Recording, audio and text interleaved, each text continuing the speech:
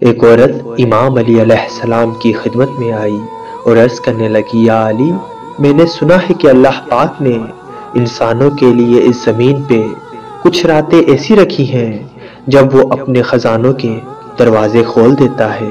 ان راتوں میں ایک رات شب معراج کی ہے۔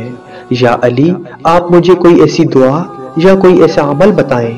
میرے گھر میں بیماریاں، پریشانیاں، مفلسی گھر کر چکی ہیں، کوئی ایسا عمل جس سے اللہ میری غیب سے مدد کرے۔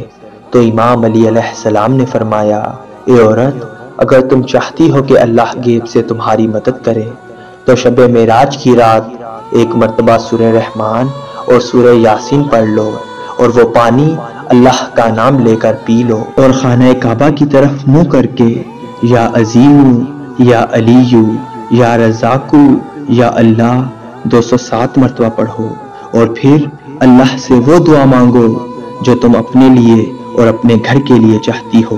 اللہ کے فضل و کرم سے اللہ غیب کے دروازے تمہارے گھر کی طرف کھول دے گا اور تمہیں خوشحالی، دولت و برکت اور رحمت کے خزانے عطا کر دے گا۔